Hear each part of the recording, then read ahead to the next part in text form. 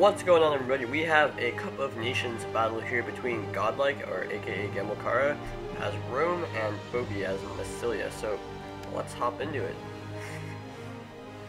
Pretty interesting faction, weakened for sure. The max 5 sword rule is helping Massilia.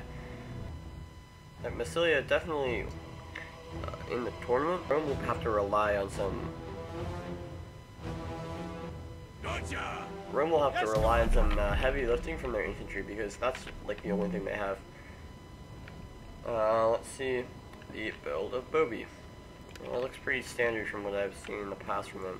2 Massilian hoplites, 4 Massilian hoplites including his gen, 2 Epeius lancers, looks like 3 Epeius lancers and 3 Massilian cav, 1 axe warrior, 2 axe warriors, 3 Celtic warriors, 2 levy free.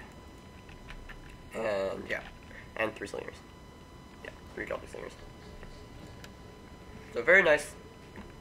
You can already see the balance. You have axes, the Celtic warriors, Massilian hoplites, levy free, slingers, shot cav, and melee cav. It's really balanced and really powerful. All these units, what I really like about Massilia is they all work together really well. Like the axe warriors complement the Massilian hoplites, the Celtic warriors complement them, the shot cav complements the melee cav nicely. It's a super really well organized build that he's brought here, and so it should be pretty powerful. Let's go to Gamilkara's build. We already see on the flank some Saki Equites and auxiliary cav, the really expensive ones that are usually not brought, but you have the money left over. So 3 auxiliary cav and a Saki Equites. You have the money left over because you can't bring as much infantry. So veteran legionnaire, avocadi, Praetorian, avocadi. So 3 avocadi, 1 veteran legionnaire, and a Praetorian, so a Praetorian guard. These guys are really good, for sure. And so he's trying to really win that melee fight, but it will be hard because his only spears that he can bring basically are Vigiles, and they're so inferior to the Massilian hoplites that basically it's the 4 Massilian hoplites and these 5 other guys, so 9 melee infantry against 5. And that's so bad for Rome. Like, while the Roman infantry is a lot better, it'll just be overwhelmed by the hoplite and axe warrior and Celtic warrior combo. And the cavalry fight's interesting. His general here also is a general and bodyguard, and there are also, looks like, 2 Balearic slingers and a Syrian archer. And also a spear gladiatrices on each flank. Well, as I was saying, the cav fight's super interesting because there are 4 Roman cav, but they are auxiliary cav, so they'll be able to have field day with these Massilian cav. They should be able to beat them pretty easily. And they'll also probably have the chance to fight really well against these Epeius lancers, but it's 6 versus 4. However, I didn't realize that there are these spear gladiatrices, and they can really help out, but they can just be blocked off by a levy free. So the cav fight will be really interesting depending on how it goes, and the situation in which it happens. We'll see very different results. Like, if the spear gladiatrices get into the fight, it's over for the Massilian cav. But if they can be blocked from getting into the fight, the Massilian numbers should be at an advantage. Crucially, though, there is a missile advantage for the Romans, bringing 3 elite missile units against just the 3 Celtic slingers, so that shouldn't be a problem. So it's going to be interesting to see how Gamilkara uses that slinger advantage and that 1 archer to it can do a lot of work against the cav because Massilian cav only have 35 armor, and Epeius lancers have 60 armor but no shield. So both are very weak against missiles, and it can also be used to focus down Massilian hoplites in the late game because they will probably be the ones remaining on the field if the infantry fight is to be won by Massilia. You can already see Massilia has this infantry numbers advantage, so he's using it to spread all around the field, and even using his cav on the far flank here, just trying to encompass Gamilkara. Gamilkara is just saying no, and he's just moving to 1 flank, and that's pretty smart play. And we'll see how I want to see how Gamilkara wants to take the fight, because his cav is inferior one-on-one because of the numbers advantage. I guess one-on-one they can win, but on a flank basis, there's way more cav in support for the Massilian. Plus, there's also levy free and hoplite, so it'll be hard to initiate his infantry fight the best possible way. It'll be hard for him to really do that. So we gotta see how he manages to do that. He also has meat shield advantage with 4 Vigiles against just 2 levy free. However, with the numbers of like Celtic warriors, you can easily kill these Vigiles without a problem.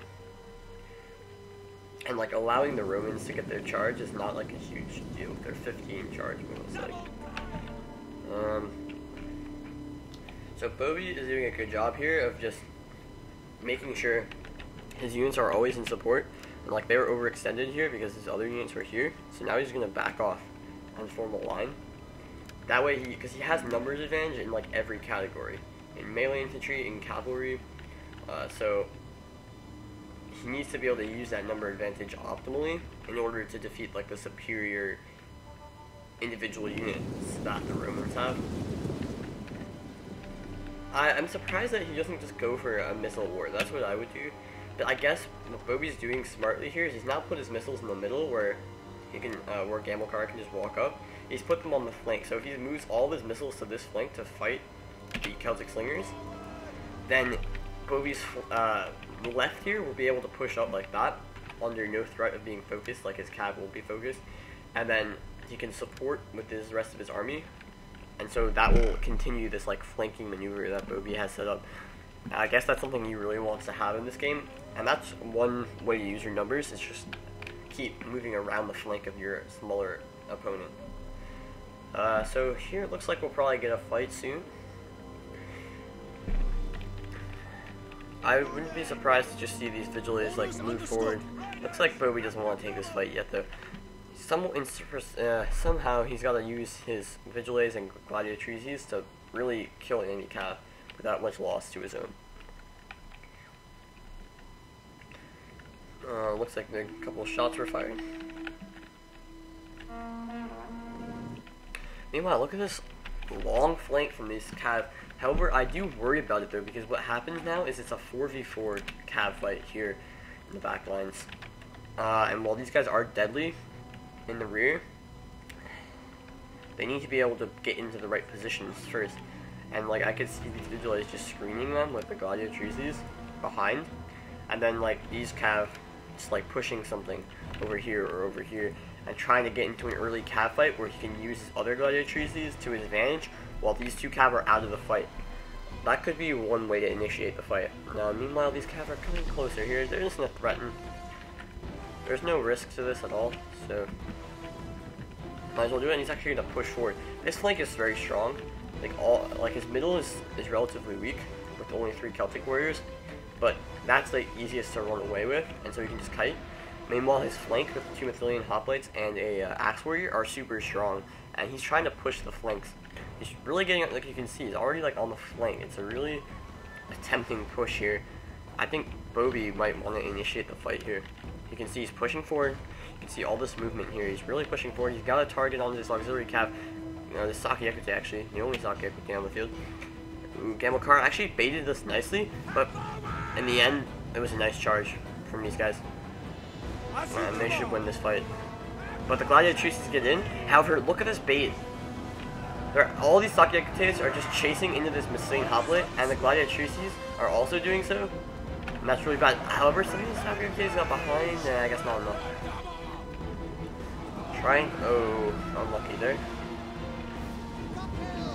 Oh, I guess they didn't throw their javelins. That's really lucky because it would have done massive damage. So okay, Bobi played this beautifully here. Like, it takes a lot of micro, but it's so worth it to bait in these Saki Ekutes. He only lost 7 Hippias Lancers. This entire unit is dead, and these Gladiatrices are now fighting on the Massilian hoplite. They don't want to be in that fight. It's not a good fight for them because they're not good against enemy infantry. However, this veteran legionnaire is going to get in here for free, and we'll start racking up the kills. However, this axe warrior is crucial in this fight, because it'll be able to do that AP damage to these veteran legionnaires and really help this Massilian hoplite win. I wouldn't be surprised if Battle Ribbon is popped here as well. Other Massilian hoplite against Evocati, no need for this lobby free to be in here. He needs his axe, well, I guess he only has 1 axe warrior in this flank.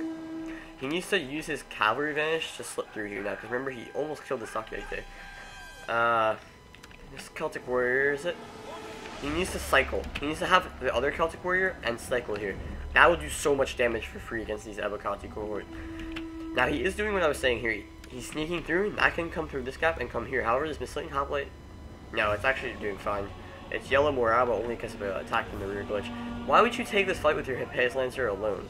Maybe only to bait for this other unit. Over here, no need for this Praetorian Guard to fight this. Like, these avocadi are doing fine. Oh, I guess they're actually losing, so he should rotate these avocadi out now. Good play here. He knows these guys are free targets, basically, and the enemy general is the only one that can stop this, I guess. Why wouldn't you just come... he's got to pull his general out eventually. Oh, he has a gladiatrice here, okay. Yeah, I was about to say, the general would die eventually here. See, he lost this Celtic basically for free. Like, if he had just rotated other Celtics in, would have been so effective. However, these two Celtics should be enough to kill these avocadi cohort. I actually take this one and flank. There, that would be a lot better. Because they're just... Oh, and now the cav flank. But no, he's wasted so much time. This is so unlucky from him. He's maneuvered these, like, flanking cabs so perfectly. And now they're at, like, the crucial position. But he finally makes a mistake with his micro here. And these auxiliary cav will chop up those guys there. However, this Massilian cav will get a recharge into a crucial veteran legionnaire fight here against these Massilian hoplites. It was a close fight. And these auxiliary cav really don't want to be here. You can just pull out through his own run there. However, this Praetorian Guard is working wonders. It immediately racks up 60 kills, but mostly against Levy Free, and will win the fight against these Massilian hoplites. But like I said, these Abacadi just got smashed by those Celtics. He did waste one Celtic, and now the General is dying. So he lost a Celtic here, but to kill the Abacadi, it's fine. I think the Abacadi is actually, you know, it's usually. General's gonna die. I wonder the morale penalty here. He hasn't actually died yet, though. On the flank here, this Massilian hoplite's doing a fine job here. Just gonna lose his Abacadi cohort, though. But the key is, he needs to use this Axe Warrior over here. They're in square. The Vigilates, so just pull out and attack these guys in the flank. That will do so much damage. Look at these guys exposed to the AP damage. And then he can also get his Hippeus Lancers in there as well. This Massilian hoplite's doing a great job of holding, but it won't hold much longer. So Gamilkara winning the center where his Praetorians are at, but he did lose this fight here because of that rear charge. That was really nice. And this Axe Warrior, look at that, 40 kills. So that was a crucial fight there. Meanwhile, these cav are getting in, but oh, why would you take out your Hippeus? Okay, he's got another Hippeus here. Wait, are they actually winning this fight? Maybe they actually got the charge. I'm not sure. I thought they would lose there. I didn't see them getting a charge. Meanwhile, this is exactly what I was saying. Like, right as it's almost too late though. I think it'll be fine. These Abacadi are going to start to die to these Axe Warriors who have already gotten 100 kills. Auxiliary Cav going to die to these Hippeus Lancers. Although this other one could come in support and win. But at this point, it's just too late. Like I said, the numbers game was just so crucial here in both the Cav and infantry fights for Bobi to get the win. So really smart play from Bobi. I like the flanking maneuvers he made. He was really patient with these two Cav in the back, and they came in and won a crucial fight against the General, like helping the Massilian General stay alive, which is crucial when you have these low morale units like Axe Warriors, the Celtic Slingers, the Celtic Warriors. Meanwhile, Praetorian Guard racking up the kills, but basically garbage time here. Like, one thing you'll always see with Massilians is their hoplites will get tons of kills, and their hoplites will get tons of kills, and if their Cav doesn't, the Axe and Celtic Warriors do also get tons of kills, and if their Axe and Celtic Warriors don't get a ton of kills, the Cav will. Like, two of the three main components of the army always do so well. Remaining here, we basically just have the infantry of Massilia. A couple of Cav units remain. This auxiliary Cav will die here to these Levy Free. But Massilia has this amazing capability of allowing every single unit on the battlefield to be so important to their success. Like, that could be a good thing and a bad thing, but usually if you play it right, like, every unit in your army can come in handy in so many versatile ways, and that really allows them to have, like, optimal success on the battlefield. I think that was, like, shown in this fight a lot, where every unit, you'll see here in the kills, almost every unit did really, really well. Like, look at these Celtic Warriors, 300 kills between them. Axe Warriors, 250 kills between them almost, like 225 kills between them. Massilian Hoplites all did really well. Like, this one didn't do that well, but still at half men. This one, I guess, didn't do well. I think it got killed by the Praetorian Guard, though. 130, 117, both at almost full strength. Hippeus Lancers kind of were sacrificed for the cause of killing the enemy Cav, but some got some nice recharges. Like, two of them were still alive with 150 kills between them. Massilian Cav were pretty much sacrificial units there just to kill the enemy slingers. And you can see Gamilkara didn't do anything with his elite slingers. Like, he didn't try to even fight the missile war in the beginning of the match, which he really should have attempted to go for. On Gamilkara's side, obviously Praetorian Guard did really well, but Evocati not doing well, and that's like really surprising considering none of these units are better than the Evocati in close quarters combat. But you can see this, the help of Axe Warrior plus Massilian Hoplite really allowed them to win that fight. And I think, yeah, not getting any kills with these guys was crucial. That's 1,800 denarii or money, whatever, used for no gain pretty much because they didn't do anything. Even these cheap Celtic Slingers did more work than these guys. So, yeah, crucial difference there. Anyways, a good game. Thanks for watching, and see you guys next time.